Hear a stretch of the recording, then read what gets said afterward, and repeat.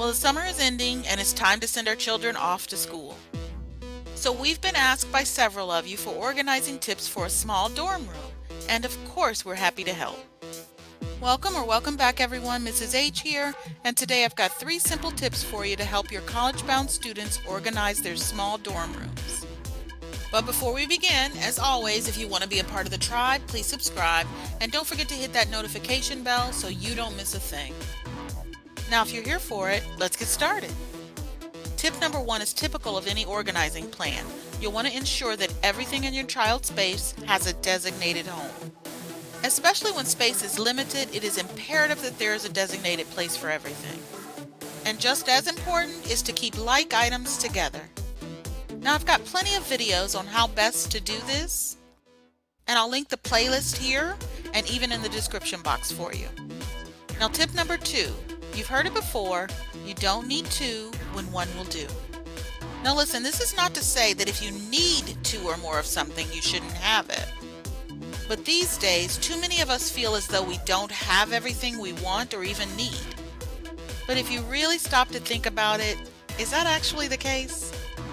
We think you'd be surprised if you really thought about how much you have and actually don't need. In fact, we believe if you took an honest inventory of things you don't really need, you might be able to sell extra or unneeded items on, let's say, eBay or OfferUp and make a little cash. And finally, tip number 3, be sure to use vertical and unseen space. Because dorm rooms are so small, we'd encourage you to use the space under the bed for storage, which is prime real estate.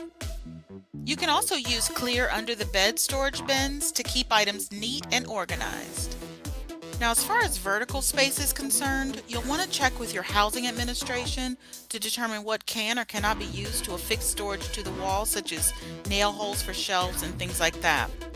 Now, if the administration does not allow nail holes, command strips are an option for hanging light items, and freestanding storage racks and even bookshelves can be great alternatives for vertical storage.